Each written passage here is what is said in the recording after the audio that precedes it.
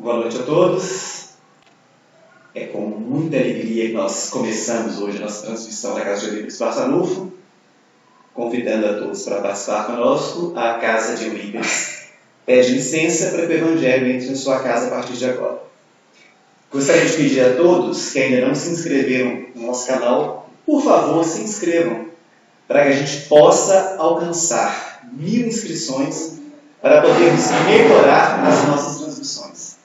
A partir do momento em que a gente chegar a 1000, nós teremos mais possibilidades de ter uma transmissão melhor, poderemos transmitir os eventos da casa. Aquelas pessoas que não moram mais no bairro, que moram em outras cidades, poderão ter acesso, como elas estão tendo, a oportunidade de estar trabalhando, de estar conosco aqui na casa. Gostaria de dizer a todos que estamos aqui de segunda a sábado, segunda e sexta com os estudos, terça, quarta, quinta e sábado as reuniões. As pessoas que não forem do grupo de risco, que quiserem, por favor, venham participar. Um número limitado de 35 pessoas, mas assim, o ambiente está muito gostoso, uma sintonia bacana. Então, aqueles que puderem vir participar conosco, que venham. Gostaria também de dizer a vocês que estão nos assistindo que podem participar, interagir com a palestra, fazer perguntas, comentários, para poder acrescentar ainda mais. Vamos agora dar início à nossa reunião, vamos fazer a nossa prece, vamos fechar os nossos olhos, vamos elevar o nosso pensamento a Jesus, pedir à espiritualidade amiga, a Eurípides Barçanufo, Dr. Bezerra de Menezes, que eles estejam conosco neste momento, que eles possam agora estar entrando na casa de vocês, através dessa transmissão, levando o consolo dessa nossa espiritualidade, desse nosso Evangelho. Senhor Jesus, esteja conosco, Pai, durante toda essa reunião. Abre nossos ouvidos para que possamos entender, assimilar e, principalmente, Senhor, praticar aquilo que nos é ensinado. Senhor, que sejamos luz a todos à nossa volta, que possamos levar essa luz a todos, compartilhar os nossos conhecimentos doutrinários, que possamos ser um exemplo para cada uma daquelas pessoas que convivem conosco, que se espelham em nós. Que a tua paz e o amor de Maria estejam com todos nós, hoje, agora e sempre, que assim seja, graças a Deus. Passo agora a palavra para a Juliana, para fazer o estudo da noite. Obrigada, Jorge. Agradeço a oportunidade de estar aqui na Casa de Eurípides. Boa noite a todos. Hoje nós vamos falar um pouquinho sobre Paulo na estrada de Damasco. Se a gente observar a trajetória de Paulo de Tarso, antes desse momento, que marcou a história da vida dele, também a nossa, a gente vai encontrar um homem, Saulo, muito diferente desse que a gente conhece hoje. Saulo era um homem muito soberbo, Era um homem forte, era um doutor da lei. E esse homem, muito cheio de si, muito cheio de valores, cheio de crenças, ele é tomado, de repente, por uma situação de dor e sofrimento. Talvez a gente possa, a partir de agora, começar a se identificar com ele. Quando Saulo começa a perseguir os cristãos, ele tinha uma noiva, chamada Abigail. Quem já leu o livro Paulo e Estevão, que é para onde a gente tirou de todo o nosso estudo, vai lembrar das narrativas que Emmanuel traz para a gente sobre esse livro. Saulo tinha uma noiva, essa noiva Abigail, que era irmã de Gesiel. Ela, no começo do livro, ela desencarna, ela retorna à paz, fazendo com que os sonhos, os planos e os projetos de Saulo fossem completamente desfeitos. Aquele homem que tinha todo o poder, toda a fama, ele era um homem muito bem visto, ele tinha uma imagem muito poderosa naquele lugar. Ele foi tomado de uma dor e um sofrimento muito grande, porque ele tinha um planejamento com aquela moça. Ele ia casar com ela, E ele tinha projetos de futuro, quer ter uma família, quer ter um lar. E de repente ele vê todo esse planejamento, toda essa estrutura montada que ele havia planejado, né? Sendo desfeito pelo desencarne dessa sua noiva. Mas o que chama atenção em Paulo, antes dele chegar, em Saulo, né? Antes desse momento, é que ele era muito parecido com a gente. Ou talvez nós que somos um pouco parecidos com ele. A gente acredita que de alguma forma a gente tem o controle da nossa vida. A gente acredita que os nossos planejamentos eles serão executados. A gente acredita que os cargos que ocupamos, os nossos empregos, né, a nossa casa, tudo isso é valor para a gente. A gente acredita que tudo isso nos fortalece. Assim como Saulo, muitas vezes a gente se encontra em momentos difíceis. Momentos esses ao qual a gente não sabe muito o que fazer, né? Então eu vou começar essa história de Saulo. Para quem ainda não conhece a história de Saulo de Tarso, recomendo a leitura desse livro, para que a gente possa compreender a transformação moral que o Cristo tem convidado a todos nós a realizar. Saulo, então, ele era o doutor da lei, né? Ele mandava prender, mandava soltar, vamos dizer assim, na nossa linguagem atual. Como doutor da lei, ele nunca era contrariado. Ele nasceu para ser aquilo que ele era. Desde muito jovem, estudou nas melhores escolas, ele era discípulo de Gamaliel, um dos doutores da lei mais renomados daquela época. E ele já nasceu com essa vocação, né? Como se a gente já nascesse com um berço de ouro. Ele já nasceu com esse berço de ouro. Ele nunca era contrariado. Até que acontece esse episódio da morte de Abigail. Ele, no leito de morte de Abigail, ela conta para ele um sonho que ela teve no dia anterior. Na noite anterior, ela sonha com o irmão dela, que é Estevão, e que fala com ela o seguinte: olha, meu irmão, ainda hoje você vai retornar ao plano espiritual. Ela está muito doente. E Saulo foi visitá-la, né, para despedida, e ela fala com ele: olha, eu tive um sonho com meu irmão. E ela muito serena, muito tranquila, muito pacífica. E ela fala com ele que retornaria ao plano espiritual, e ela fala o seguinte: ele mandou te dar um recado. Ele pede para te falar que Jesus te ama muito e que ele deposita uma grande esperança em você. Pouco tempo depois, Abigail continua consolando Saulo. Ela fala com ele: olha, não fica triste. Os lares da terra não foram feitos para isso. Né? O seu projeto é muito maior. Jesus está contando com você. Ela continua consolando e morre. Saulo, talvez como a maioria de nós, quando se sente acuado, ele não conseguiu absorver aquilo que Abigail havia dito para ele naquele momento. E ao invés dele absorver aquilo como algo positivo, né, ele tomou mais raiva ainda de Jesus, porque ele já era um perseguidor dos cristãos. Inclusive, foi através do seu jugo que foi morto o primeiro cristão, que foi Estevão, que era o irmão de Abigail.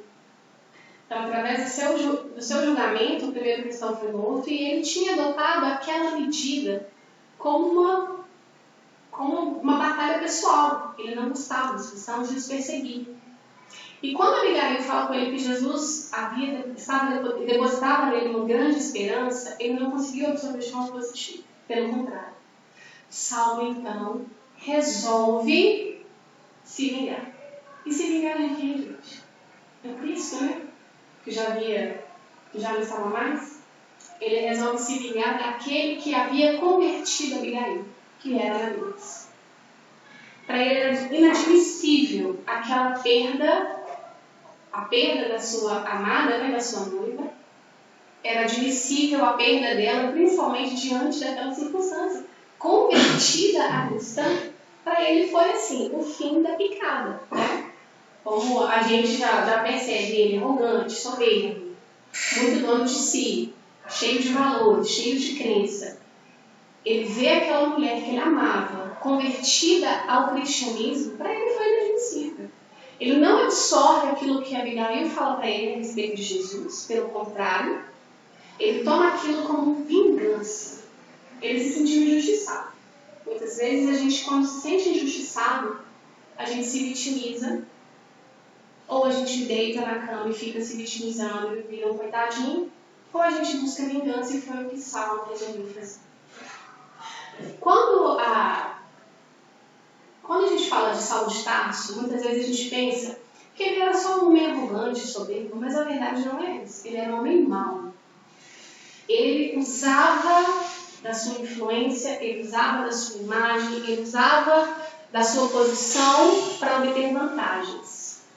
A gente não tem noção do que é isso, né? A gente não sabe como é que isso funciona, né? Ele, quando estava em um cargo muito alto, ele sempre obtinha vantagens. Então foi muito fácil para ele descobrir aonde estava Neemias.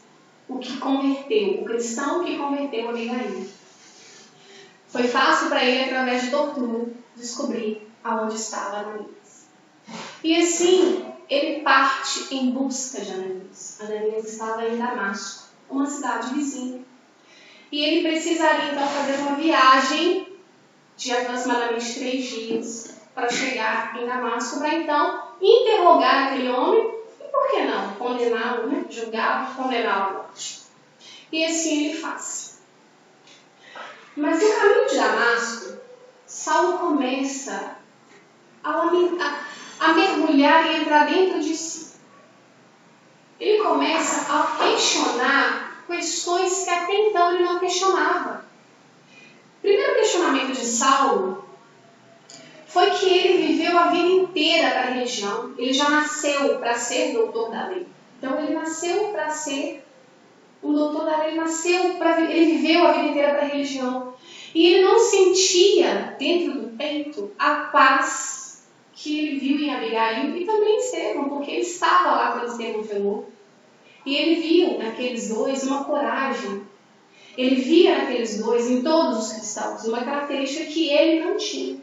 Então ele se questionava. E Emmanuel fala para a gente, eu vou pedir licença para ler só esse pequeno trecho, que ele fala assim: na véspera da chegada, quase a termo da viagem difícil e penosa, Saulo, via, sentia agravar dentro de si recordações amargas. Ele não sentia aquela fé que os cristãos sentiam. Ele não sentia aquela verdade, aquele alento no coração. A religião dele, ele vivia somente de forma externa. Aquela paz que os cristãos tinham dentro de si, aquela coragem, ele não tinha. E aí ele começa a olhar para dentro de si e ele narra para a gente, então, Emmanuel, que ele volta na infância. Ele começa a olhar desde a sua pequena, ele começa a fazer um retorno toda a sua trajetória. E ele não consegue identificar nele nenhuma característica que os cristãos possuíam. Até que, chegando à porta da cidade, ele muito mergulhado dentro de si, muito triste, muito abalado, porque muitas vezes a dor, ela precisa chegar a nós. Muitas vezes. A dor, ela é uma grande ferramenta de Deus na nossa vida. Porque se ela não vem e nos abala, se ela não vem e não nos tira dessa zona de conforto, a gente vive no piloto automático.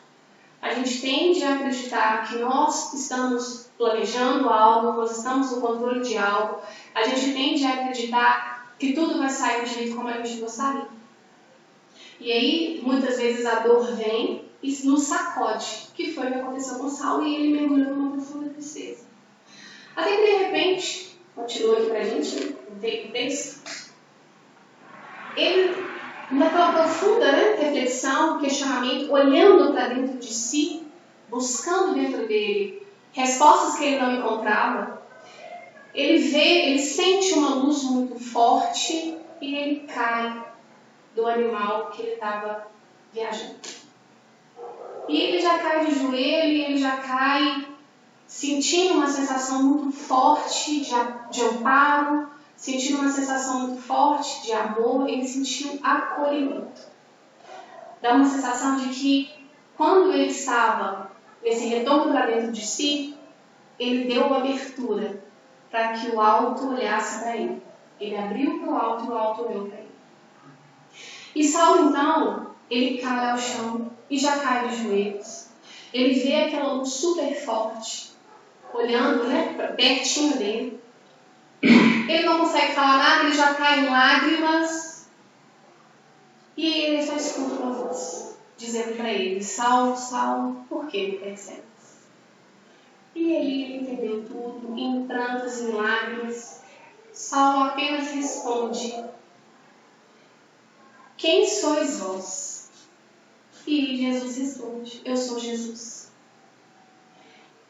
E aí Saulo pergunta para ele assim: o que queres que eu faça?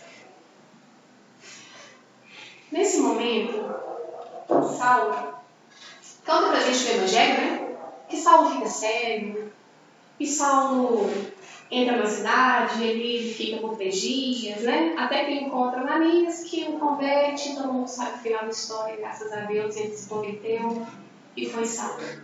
Mas o que chama atenção aqui é o que aconteceu com Saulo nessa estrada toda. Foi apenas uma viagem de 3 dias. O que foi esse movimento que aconteceu nesse lugar? E eu trouxe alguns recortes para a gente conversar a respeito disso.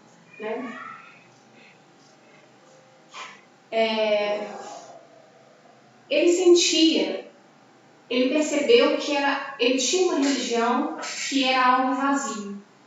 Ele sentia que algo estava errado dentro dele.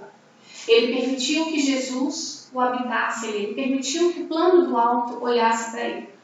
Ele conseguiu perceber, durante aqueles 3 dias, que ele havia feito um plano, um planejamento, um futuro, ele queria vir uma família que ele não teria mais. Então ele foi começando a perceber que ele não tinha o controle de nada. E o mais interessante com Saulo é que mesmo ele, com todas essas observações que ele estava percebendo, ele foi se permitindo viver aqui. Ele foi se permitindo. Mesmo com uma intenção de vingança, ele foi se permitindo olhar para dentro de si.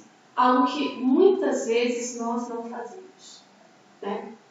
A gente costuma colocar as nossas impressões, tudo para fora, A gente sempre está buscando soluções lá fora, a gente está sempre buscando resolver os nossos problemas lá fora. Se ele for profissional, a gente tenta mudar de emprego. Se ele for financeiro, a gente tenta buscar ganhar mais dinheiro. Mas Saulo não, ele começou a olhar para dentro de si. E também tem algo que é interessante quando a gente vê o diálogo de Saulo com Abigail, quando ele fala que Jesus depositava nele uma grande esperança. A gente consegue perceber ali que Jesus nos ama, independente de quem somos. Somente quem ama, de fato, consegue ver em nós todas as nossas potencialidades, consegue ver em nós tudo que nós podemos ser e não o que nós somos. Porque tudo que há em nós de errado, tudo que há em nós de equívoco, um dia vai se expirar, porque eterno é só o bem, o amor e Deus. Então, essa parte de arrogância, de soberba, Jesus já via que Saulo não era mais aquilo, que ele teria uma condição de ser alguém, E Saulo, quando ele encontra então com Jesus, ele nos mostra uma posição muito legal que a gente muitas vezes não tem. Muitas vezes a gente, se fosse com a gente, vamos pensar assim: Jesus chega pra gente e fala, Saulo, por que nos persegue? Por que me persegue? E ele poderia ter se colocado no lugar de alguém com remorso, sentindo culpa, Tipo, não, Jesus, é você, meu Deus do céu, me desculpa, eu não sabia que era você. Ele não sente culpa. Ele não se vitimiza, no sentido, mas bem, você podia ter dado uma dica, Como é que eu ia saber que era você? Você tinha que ter alertado a gente. Como é que eu ia saber que era o Messias que eu tanto esperava? Ele também não se vitimiza. Ele também não sente culpa por não ter reconhecido Jesus, porque, querendo ou não, ele estudou sobre a vida do Messias por toda a sua existência, E ele não conseguiu perceber a chegada do Cristo. Pelo contrário, ele simplesmente se coloca à disposição. E uma parte interessante também de Saulo, para a gente poder observar e trazer para a nossa realidade de agora, é que quando Jesus fala com ele, e ele fala, o que queres que eu faça? E Jesus fala, entra na cidade. Ele não pergunta mais nada. Ele simplesmente faz o que Jesus pede. Imagina se fosse a gente. Como é que seria? Jesus, mas como assim? Aonde que eu vou dormir? Com quem eu devo procurar? Aonde que eu vou estar, né? Quem vai me orientar? E Jesus não conta nada disso para ele. Ele simplesmente acolhe o pedido e o chamado de Jesus. Porque ele sentiu ali uma verdade. Ele sentiu ali o chamado de Deus. E uma outra questão também que é importante a gente perceber é que Jesus não passa para ele uma listinha do que vai acontecer, né? Olha, Saulo, primeiramente, né, Jesus não fala com ele, olha só, primeiramente você vai entrar na cidade, você vai ficar 3 dias cegos, lá você vai conhecer um moço, né, que vai te ajudar a curar a sua cegueira. A partir daí você vai trocar o seu nome, você vai ter uma vida muito difícil, os seus amigos vão te caluniar, vão te abandonar, você vai ficar sozinho, você vai ser apedrejado muitas vezes, você vai ser expulso de alguns lugares. E no final de tudo isso, você vai viajar quilômetros e quilômetros e quilômetros a pé, em condições dificílimas, e ao final você morre decapitado. Jesus não conta para ele nada disso. Saulo, então, naquele momento, ele se entrega a Jesus. Ele se coloca à disposição de Cristo. Ele sente o chamado de Deus para a vida dele. E ele simplesmente vai. Quando a gente traz esse tema, nesse momento que a gente está vivendo, que é a pandemia, a gente consegue fazer uns links, né? É um momento onde nós, muitos de nós, tínhamos talvez algum planejamento, algumas coisas que a gente gostaria de realizar, talvez uma viagem, talvez a mudança de uma cidade. E nesse momento a gente foi obrigado a dar uma pausa. E aí, muitas vezes, muitos de nós, talvez, estamos passando talvez pela perda do emprego, né? Questões financeiras sendo abaladas. E nesse momento, o convite para a gente é exatamente fazer como Saulo. Estamos atravessando uma estrada. E o convite para a gente agora é fazer como ele. Se entregar. Se colocar, de fato, para o chamado que o Cristo está fazendo para nós. Se a gente parar para pensar, o movimento principal que ele fez foi, com certeza, de vontade. Ele quis, ele falou, o que queres que eu faça? Ele teve vontade. É um atributo do Espírito. A gente já nasce com isso. E a gente consegue também perceber em Saulo um movimento de esforço. E esse esforço dele é um esforço que a gente vai começar a falar agora, mas é interessante a gente perceber que no livro dos Espíritos, questão 909, os Espíritos falam para a gente que a gente tem condição de mudar os nossos comportamentos, mudar as nossas crenças, mudar os nossos hábitos com esforços muito pequenos. Questão 909. Eles até chegam a exclamar, né? O que falta para a gente é vontade, e eles chegam a exclamar: quão pouco dentre vós fazem esforço. Então, o convite de Jesus para Saulo foi lá na estrada de Damasco. O convite de Jesus para a gente é agora. Quer dizer, já estamos sendo convidados, né? Mas agora de uma forma muito mais aberta, de uma forma muito mais clara. E todos nós temos aqui dentro de nós essa vontade que é do Espírito e esse esforço que muitos de nós temos dificuldade de colocar nesse movimento de esforço, né? Após o encontro com Jesus, é muito fácil, é muito prático, né, a gente perceber algumas questões em Saulo que são fundamentais, que nós conseguimos todos perceber.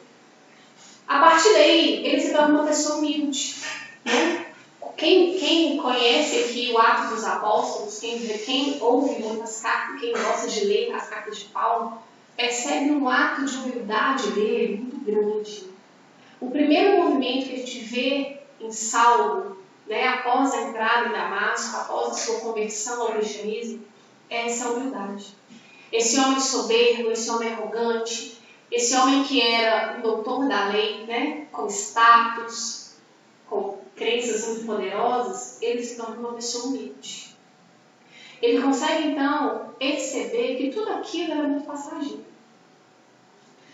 Uma outra atitude que a gente consegue ver em Saulo, né, que agora Paulo, muito forte, é a coragem.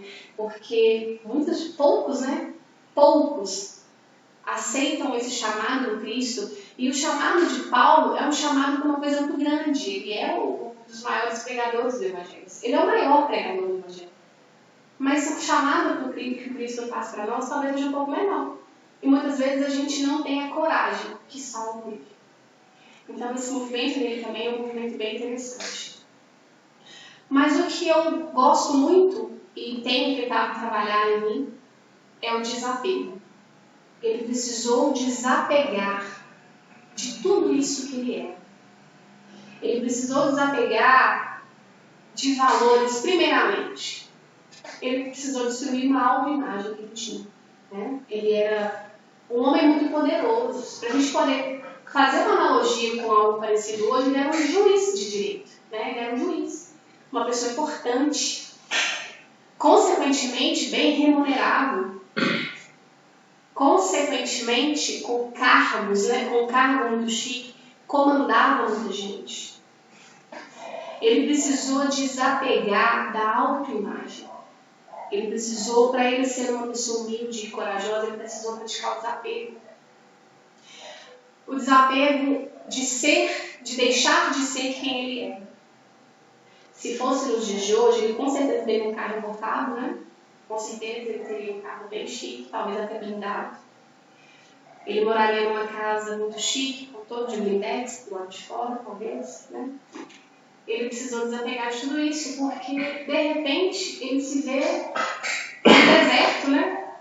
Pregando o Evangelho e sem ter aonde dormir. Vivendo daquilo que as pessoas o doavam. E também trabalhando de forma braçal, tecendo, né? Tapete era tecelão. Aqui no livro não deixa assim, como a gente história de estrela. Ele trabalhando com trabalho braçal, algo que ele não foi criado para ser, então ele teve que desapegar daquilo que ele acreditava que ele era. Ele precisou desapegar de questões materiais. Ele tinha uma família abastada, ele nunca precisou bater na porta das pessoas que pediram alimento. Né? Então isso pra gente é algo que chama a atenção e é para um momento que a gente está vivendo. Porque todo apego,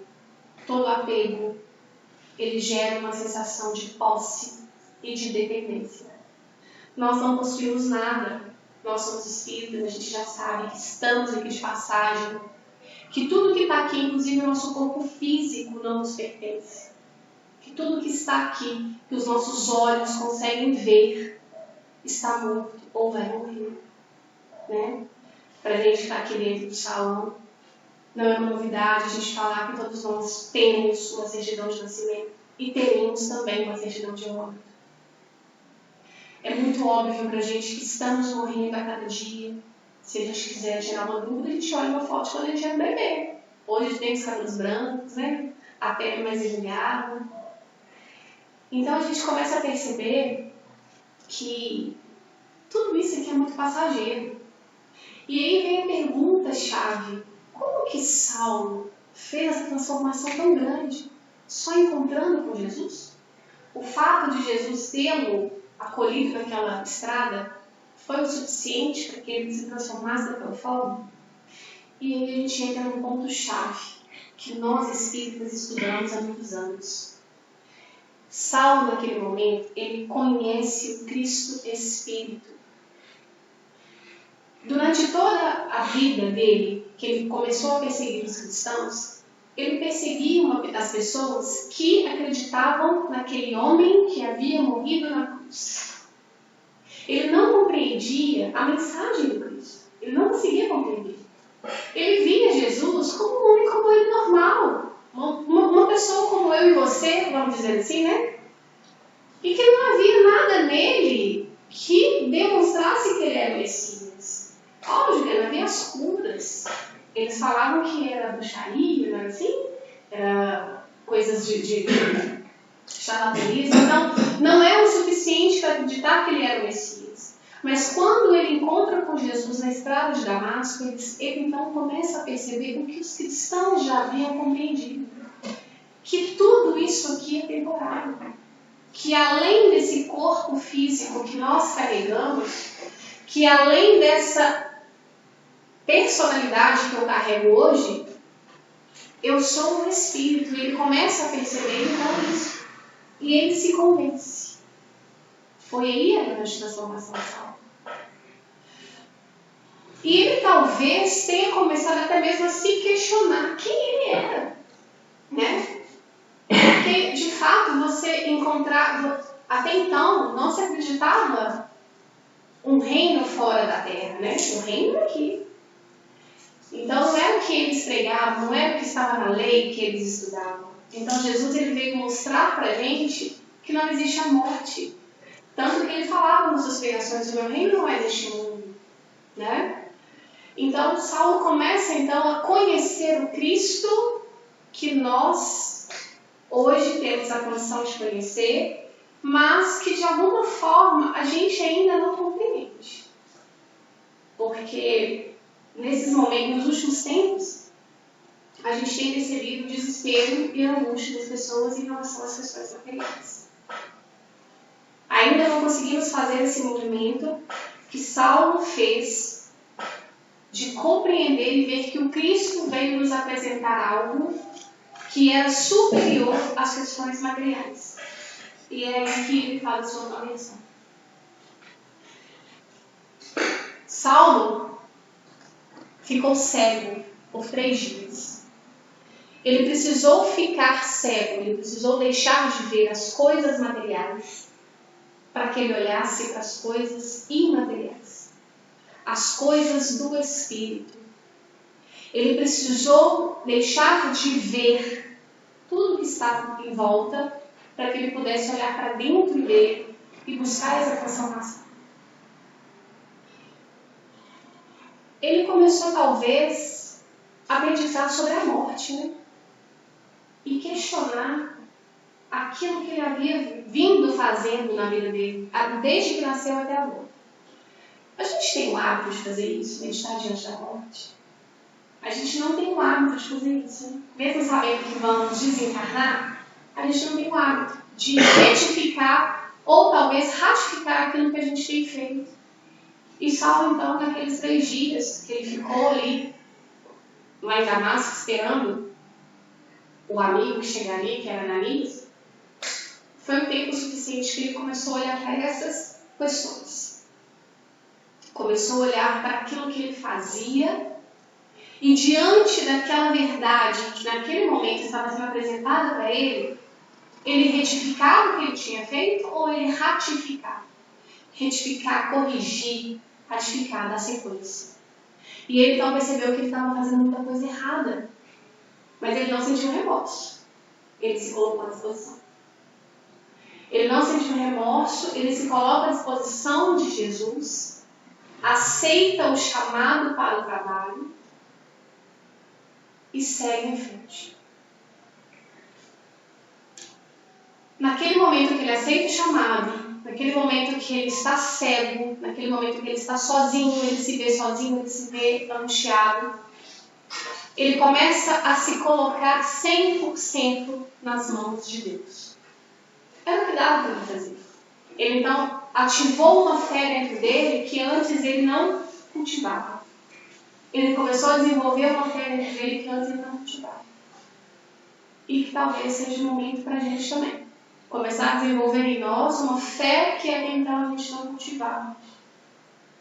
Diante de tantas incertezas, né? Porque a gente nunca teve certeza de nada, mas hoje a incerteza é algo premente. Diante de tantas incertezas, o que nós mais temos é a certeza de que a gente precisa se colocar 100% nas mãos de Deus. E Saulo então começa seu trabalho, após aquele momento de estrada, né? Mas ainda assim, ele se sentia muito angustiado, porque o trabalho com Cristo não é um trabalho fácil. Ele se sentia muitas vezes angustiado. Ele se sentia sozinho, ele se sentia desamparado. E então, em sonho, ele encontra com Abigail. Muito obrigada. Então, em sonho, Abigail aparece para ele. Para dar ele bom ânimo, né? Muitas vezes a gente precisa desse bom ânimo. Muitas vezes a gente acolhe o trabalho. E o trabalho, gente, é aquilo que é para a gente fazer nesse dia. Qual é o meu papel aqui nessa vida, né? É ser mãe, é ser esposa, é ser filha, é ser profissional. Esse é o chamado do Cristo para a gente. Todas as circunstâncias que estão na nossa vida são pedagogias de Deus para que a gente se desenvolva. A gente está aqui para evolução, não é isso mesmo? O amigo dos Espíritos deixa isso muito claro para a gente está aqui para evoluir. Então, todas as circunstâncias da nossa vida são para que a gente se desenvolva e evolua. Então, o nosso trabalho de Saulo era pregar o Evangelho. E nós também somos chamados a realizar um trabalho gigante.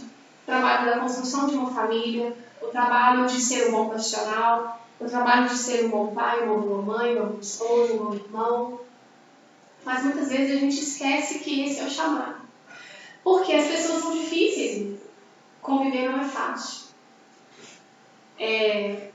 Trabalhos muito grandiosos como esse que o Cristo nos pede, né? Amar o próximo como a ti mesmo. Caminha com o teu irmão 2 léguas, se ele te pede para caminhar uma, né? Se teu irmão te ferir a face, oferece a outra. Caminhar com Cristo é muito difícil mesmo. Mas, e Paulo sentia essas mesmas aflições, essas mesmas angústias. Então, em sonho, Abigail vem dar para ele esse alento. E aí tem esse diálogo que Paulo, então, diante dela, muito angustiado, ela vem para amparar. Ele fala com ela assim: o que fazer para que a alma alcance tão elevada expressão de esforço com Cristo? Como fazer para que a gente alcance o esforço que o Cristo nos pede? E a Abigail responde para ele: trabalha. Ela fala com ele: trabalha, porque é através do trabalho que você vai conseguir compreendê-lo. É através do servir. É através do fazer que você vai fazer com que as pessoas... que você vai fazer, que vai conseguir se elevar junto com Cristo. E ela fala com ele que não tem plantio, não tem colheita, né? Se não houver plantio. E nós que compreendemos um pouquinho de plantinha, a gente sabe que precisa ali arar a terra, não é assim? Tem que ter o suor, tem que ter o esforço, tem que ter o trabalho. E a gente também sabe que para que uma planta floresça, para que ela cresça, para que ela dê frutos, muitas vezes precisa de um tempo muito longo. Algumas plantinhas, elas nascem de uma semana para outra, né? Quando a gente era criança, na escola, a gente fez aquela experiência do feijão, né? Assim, colocava algodãozinho, ele ia semente, daqui 10 dias ela começava a dar brotinho. Mas nem toda planta vai florescer como o feijãozinho. Então, se você parar para pensar, se somos espíritos que reencarnamos juntos e que estamos aqui novamente para poder resgatar falhas de um passado, talvez a gente traga dentro do nosso coração muito mágoa, né? Muito ressentimento, ou plantou no coração de alguém muita mágoa e muito ressentimento. E essa pessoa é uma pessoa hoje que exige um pouco mais de nós. Essa pessoa hoje ela exige um pouco mais da nossa paciência, um pouco mais da nossa caridade, né? Algumas pessoas a gente quer pegar, mas ele não pode. E é por isso que a Abigail fala que ele trabalha. Vai regando aquela planta, vai tendo paciência, vai tendo sabedoria. Porque se a gente para aquela pessoa caminhando há muitas encarnações sem resolver a questão, a gente vai estar sempre aumentando o problema. Então aquela pessoa vai ser sempre aquela que nos exige um pouco mais de esforço com Cristo, né? E aí, Emmanuel nos fala que o tempo é que resolve as coisas. E que o tempo ele está condicionado a Deus e não a nós. Então, tem um ditado que fala que quem planta tâmaras não colhe tâmaras, não é assim? Porque ela demora muitos anos para crescer. Então hoje nós precisamos plantar paciência, tolerância, amor no coração daqueles que um dia, por equívoco, por erro, por ignorância, a gente plantou a mágoa, o ressentimento, a desconfiança, né? E aí, Emmanuel nos fala que somente Deus, que é o dono do tempo, não é no nosso tempo. Plantar o feijãozinho pode crescer com uma semana, mas algumas plantas demoram muitos anos para crescer. Então a gente precisa começar agora. Então trabalha. Trabalha, sirva no seu papel. No papel ao qual você foi convocado a servir, seja ele qual for. Só que as dúvidas dele continuavam e ele perguntou para ela assim: e o que fazer, né, diante do desânimo? Porque a gente está trabalhando, né, e a pessoa não está dando o retorno que a gente gostaria que ela desse. Pelo contrário. Quanto mais a gente se doa, mais a pessoa... Ah, mas você sempre foi de uma forma diferente, nos agride, né? E ele pergunta para ela, como é que faz diante do desânimo? E ela responde para ele, espera. Mas não na espera de esperar, não. É de ter esperança. Na espera de ter esperança. Na certeza de que Deus está vendo o seu esforço. Na certeza de que aquela sementinha de amor que você está plantando no outro, um dia ela vai florescer. Então ela fala com ele, espera. Porque Deus, gente, Ele pode mudar todas as coisas. Deus pode mudar todas as coisas. Se a gente observar que aqui na nossa região, onde eu moro, tem muita mata. E como no início do ano choveu muito, vocês lembram, né? Janeiro, choveu demais. Gente, o que as matas cresceram foi incrível, não foi aquilo? As matas cresceram e ficou tudo verdinho. O tempo é que faz crescer, mas Deus pode fazer com que isso acelere. Sei lá, manda chuva, né? Manda aí uma terra boa. Então, trabalha e espera. Tem esperança que Deus pode mudar essa realidade. Tem esperança que Deus pode mudar todo o contexto que está acontecendo aqui agora. Só que Saulo continua com as suas dúvidas, né? E pergunta para ela assim: como conciliar as grandiosas lições do Evangelho com a indiferença do homem? Então, primeiro ele pergunta como que faz para evoluir, trabalhando. Como que faz para não desanimar? E ela fala com ele através da esperança. E ele pergunta para ela como que faz agora para que eu lide com o Evangelho diante da indiferença. Porque às vezes a gente está aqui na casa espírita aprendendo a ser um pouquinho melhor, só que a gente chega na casa da gente, com as pessoas que a gente já conhece há séculos, né? E elas não acreditam na nossa mudança. Elas não acreditam que nós estamos querendo ser diferentes. Elas não acreditam que nós estamos cansados de ser aquilo que a gente era. A gente já despertou, a gente não quer mais ser agressivo, a gente não quer mais ser arrogante, a gente não quer mais ser, né, aquela pessoa hostil que a gente já foi. Então Saulo pergunta, como que faz diante dessa indiferença, dessas pessoas que nos criticam, dessas pessoas que nos acusam? Porque eu acredito que ele deve ter sofrido muito isso, né? E aí ela fala com ele, perdoa. Nossa, que difícil, né? Porque perdoar é se dar mais. Doar é doar de si. O é um prefixo de aumentar, de muito. Então, quando a gente fala perfeição, é uma coisa que é muito perfeita, né? Quando a gente fala perdoar, é se doar mais. Então, ela fala com ele, se doa mais. Perdoa. E aí ele acha aquilo assim, né? Um pouco forte. E ela fala com ele que o perdão é a única forma de amar. E aqui na plateia tem pessoas jovens, mas tem pessoas maduras, que talvez sejam casadas e que talvez vai conseguir entender o que eu vou dizer agora. Só quem ama e perdoa consegue viver um relacionamento que passa de 5, de 10 anos. Porque quem não consegue amar e perdoar, acaba muito rápido.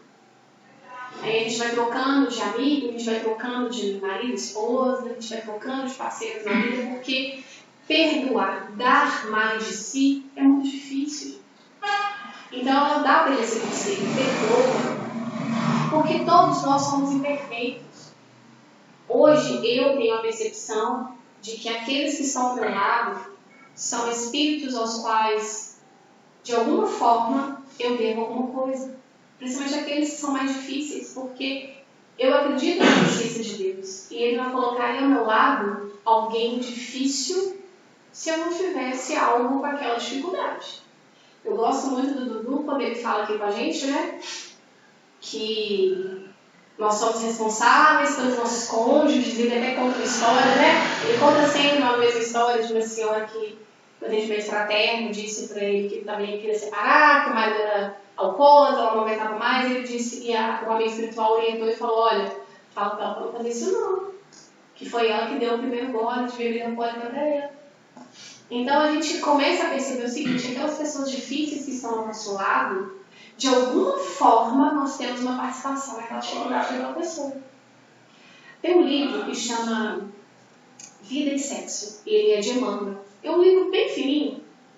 E lá nesse livro tem uma frasezinha que ela me perturba. Que ele fala que nós reencontramos as pessoas no ponto em que as deixamos. Olha que loucura! Essa frase me perturba, porque a gente tem o hábito de achar que o outro está exigindo muito, a pessoa está, né, te abusando demais de você, mas quando Emmanuel nos revela isso, que nós encontramos a pessoa no ponto onde nós a deixamos, é uma responsabilidade muito grande. Então, por isso ela orienta a Paulo. Perdoa. Dá mais de si. Porque você já tem a percepção disso. O outro ainda não tem. E só quem consegue perdoar é que consegue amar. Tem um livro, aqui uma passagem do livro de Paulo Estevam. Saulo perseguiu os cristãos. Então, quando ele encontra com Ananias, que foi o que converteu Abigail e também o ajudou na cegueira, ele tem a oportunidade de participar de uma primeira, como se fosse, ele foi na reunião, né? Na reunião dos cristãos, ele nunca havia ido. E lá, ele presencia uma prece de Ananias em favor dele, que ele percebe o que é o amor e o que é o perdão. Porque ele, com todo o conhecimento que ele tinha das Escrituras, ele não tinha, ele reconhece em si a incapacidade de fazer uma prece daquela em favor de uma pessoa que até ontem era inimiga, né? Então ele percebe essa capacidade. O que é o amor? É você acreditar que o outro tem uma solução. É você ver a potencialidade do outro, é você acreditar que, de alguma forma, você tem uma participação naquilo e que aquele ser, aquele espírito, ele vai desenvolver. Se não agora, um dia. Como a gente também, né? Se a gente não desenvolveu na encarnação anterior, hoje estamos aqui, na Casa Espírita, tentando melhorar, tentando correr atrás, para que a gente seja os trabalhadores da última hora, né? E aí Abigail explica para ele. Trabalha, tenha esperança e perdoa. Porque só quem perdoa consegue amar, né? E nós, como é que nós estamos hoje com os nossos? Se a gente para pensar, a trajetória de Saulo ela é muito parecida com a nossa. É claro que o nosso chamado é para um trabalho um pouco menor, não tão grandioso quanto o dele. E ao final de toda essa história, Saulo consegue dizer, uma das cartas dele a Timóteo, Paulo não consegue dizer uma das cartas de Timóteo, que ele combateu um bom combate. E que ele terminou a carreira, né? E ele cumpriu a fé. Como é que está a gente hoje? Como é que nós estamos hoje? Estamos sendo convocados nesse momento. Estamos sendo convocados nesse momento a atravessar essa estrada. Muitos de nós estamos sendo convidados a deixar de ter o controle que acreditávamos que tínhamos sobre a nossa vida e estamos hoje 100% nas mãos de Deus. Não existe hoje um economista, um médico, né, um presidente ou a ONU que consiga nos dizer o futuro do planeta, em termos econômicos, financeiros, em termos de saúde. em termos de comportamento. Existe aí coaches que vai dizer pra gente como é que vai ser o mundo daqui pra frente, né? Em termos de trabalho, vai ser teletrabalho, vai ser tudo, né, fora do trabalho. Ninguém sabe o que vai acontecer. Então hoje nós estamos muito parecidos com Saulo. O que está nos faltando nesse momento talvez seja a fé, a entrega, a confiança que ele teve de que ele realmente não tinha um controle sobre a vida dele. Ele parou de querer esse controle no momento que ele vira para Cristo e fala: o que queres que eu faça? A estrada de Damasco para Saulo, para Paulo, durou 30 anos. Nós todos conhecemos a história dele, sabemos que não foi fácil. Tem até uma epístola dele aos Romanos 7, que eu acho bem... Então, eu acho ela verdadeira, eu acho ela muito parecida com a gente, que ele fala assim: sabemos que a lei é espiritual, mas eu sou carnal. Eu acho muito legal ele reconhecer que ele ainda é cheio de mazela, né? Ele fala: eu sou vendido ao pecado porque o que eu faço muitas vezes eu não aprovo. Pois o que eu quero, isso eu não faço. Então ele começa a reconhecer que ele tem dificuldades espirituais, ele tem dificuldades carnais, ele é muito parecido com a gente. E quando a gente olha assim, Paulo, na carta de Coríntios, quando ele fala do amor, né? A gente pensa assim: nossa, esse homem é maravilhoso, ele é grande, ele é muito chegado a Jesus. E realmente é verdade. Mas ele veio de um lugar muito parecido com o nosso. Ele veio de um lugar onde ele acreditava que havia o controle, ele veio de um lugar que as questões materiais elas eram preponderantes. Ele veio de um lugar onde os valores eram todos externos. Ele veio de um lugar onde a prática religiosa também era externa. Ele veio de um lugar muito parecido com o nosso, de que a autoimagem ela tem valor. E de repente, quando ele se percebe diante do Cristo vivo e não do Cristo pregado na cruz, ele compreende tudo que o Cristo havia dito e tudo que as Escrituras estavam dizendo.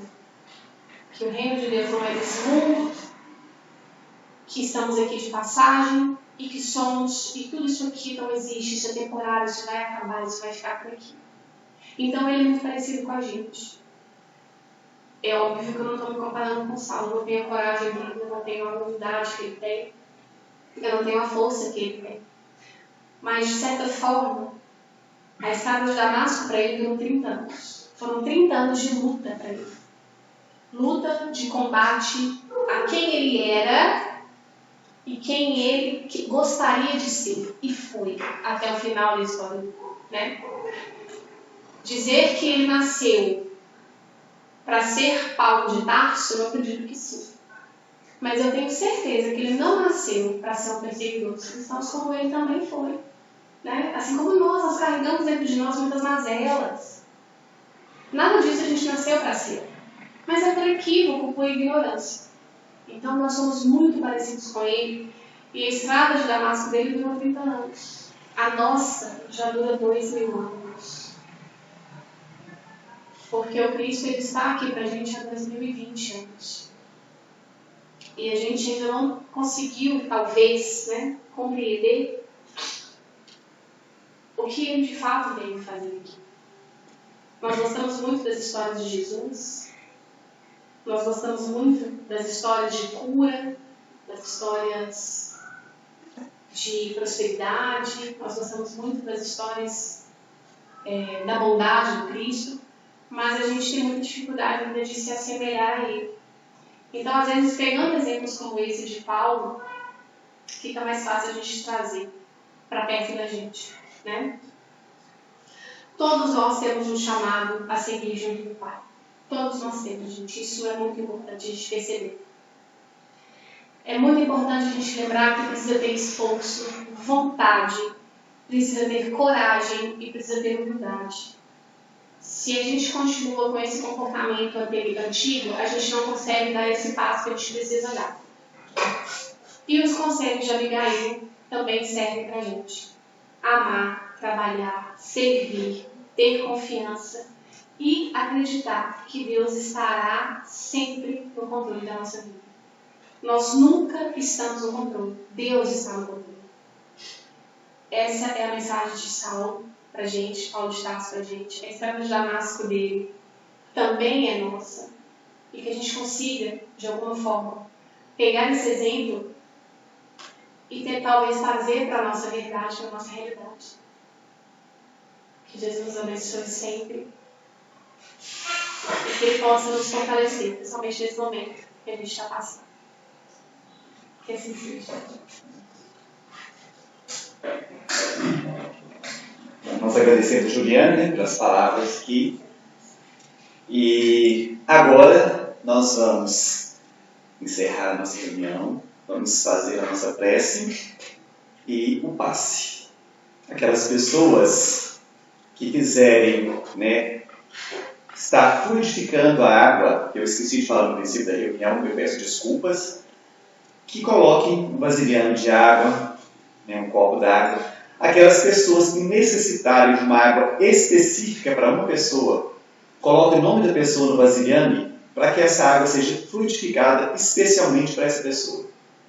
Nossos médicos estão aqui apostos, a equipe de Eurípides Barçanufo. Nesse momento, a equipe de passe pede licença para entrar na sua casa para poder aplicar o passe em todos vocês. Peço a vocês que estejam em prece, que pensem em Jesus, na espiritualidade amiga, que pensem naquelas pessoas que vocês querem, nesse momento, beneficiar com esse passe.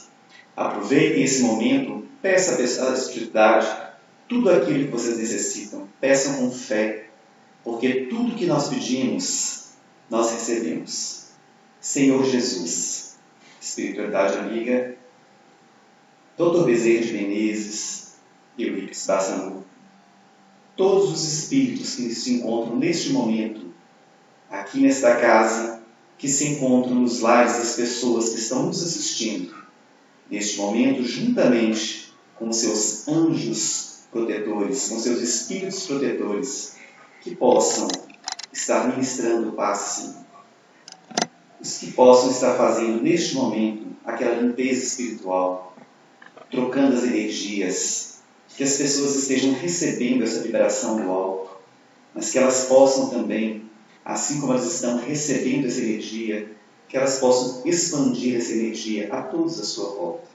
Senhor, que todos os pedidos que estão sendo feitos nesse momento sejam atendidos de acordo com o merecimento de cada um de nós. Aproveito o momento, Senhor, e peço pelo nosso planeta, pelos nossos governantes, por todas as pessoas que estão passando, por todos nós que estamos passando por esse momento, por aquelas pessoas que estão dedicando as suas vidas, largando suas famílias para cuidar desses enfermos. Que a espiritualidade amiga esteja atuando junto com eles, para que no momento certo, Senhor, que é o seu momento, essa epidemia passe, como tudo passa.